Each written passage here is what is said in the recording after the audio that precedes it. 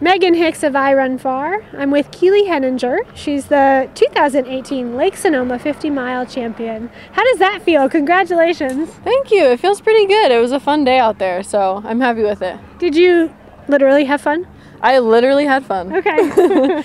Yeah, I'd say aside from like 8 miles towards the end when it was pretty hot, I was kind of laughing to myself and whooping and really happy the whole day. It was such a beautiful course and like just a lot of cool people to run with, and the out and back was really fun because I love cheering everyone else on.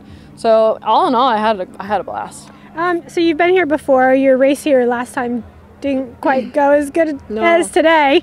I mean, it must have just been nice to be here, be feeling good. Mm-hmm. Yeah, I'd say my number one goal was to not fall and have a repeat of that year. So that I didn't fall. That's great. But yeah, it was great to come back and feel good and kind of know how I could run if I wanted to. And it was fun to kind of, push the pace a bit and see what happened. Yeah, so let's talk about pushing the pace a little bit. You were off the front from the start.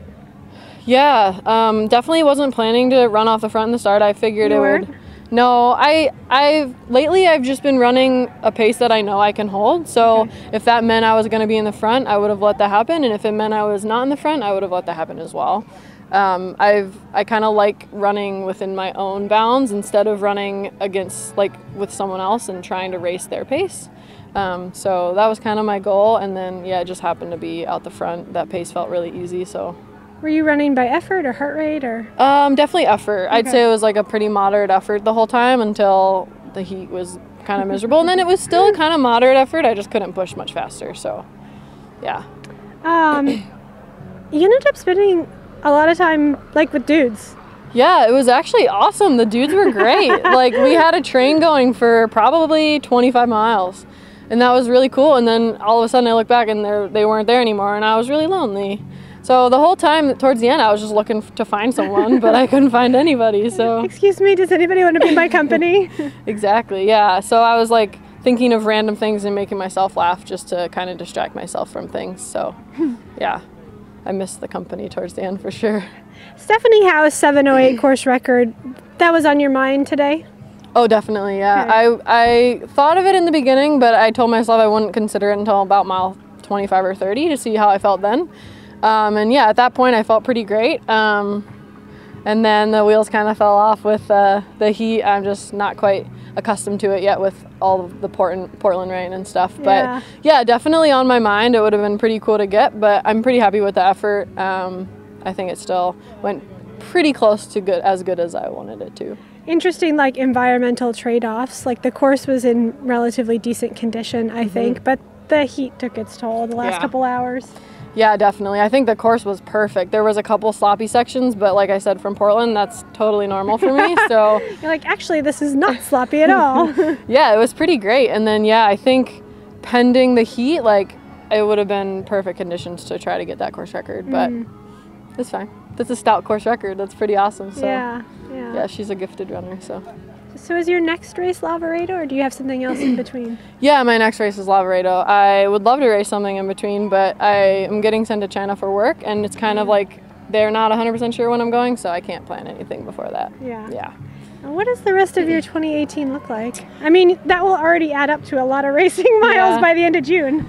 Yeah, so I'm doing Lavaredo, and I kind of just picked that because it just seems so cool. Something totally out of my comfort zone. I think it's one of the most beautiful places in the world. I haven't done the race, but yeah. So cool. And then I'm doing TDS as well, part of UTMB. I just have to go back. CCC was so incredible last year. The community there is so contagious, so fun. And then hopefully I'll be ready for North Face. That would be the end goal. I would like to be healthy for North Face because I love that race, and I kind of want to go back and see how fast I can run that course. TDS, you're just ticking off all the sister races in the UTMB series, or working your way up towards the 100-mile distance, or? Yeah, I kind of want to do UTMB one day, and I know if I get at least enough points, I could maybe plan to do it in a couple of years if I still want to.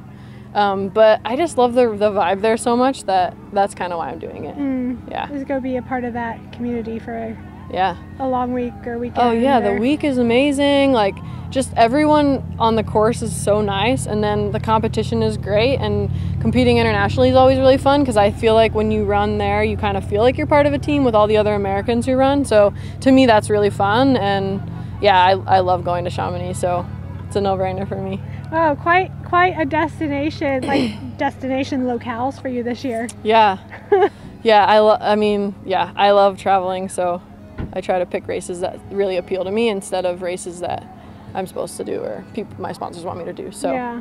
Lavaredo seemed really cool and TDS seems really cool, and they're both kind of outside of my comfort zone, and then that in itself is kind of fun. Is it the length or? I'd say it's totally different than what I normally train for, or at least train for a lot in Portland, but it's kind of fun to take on a different challenge. Like last summer when I trained for CCC, it was just totally different beast. Do you mean like stacking up multi-thousand-foot climbs? Yeah, or yeah. Okay. So the long climbing and like the use of poles and, really it's just like, it's a lot of grit, and that is really appealing to me. It's just like, you just have to learn to suffer and just really just keep moving, because it's never like you're sprinting those races. Whereas some of the races in the States, which are more appealing to me sometimes, are just faster. So I think it's kind of fun to dabble in a little bit of everything, just because it keeps you interesting. It's interesting, and I think that's just what makes running so fun, is doing stuff that makes you feel happy. But what is it about suffering? Like, everybody likes to. Yeah, I don't know. Everybody in ultra running seems to like to suffer a little. Yeah, I think so. I think we all have a slight amnesia, so we forget how bad the suffering can be.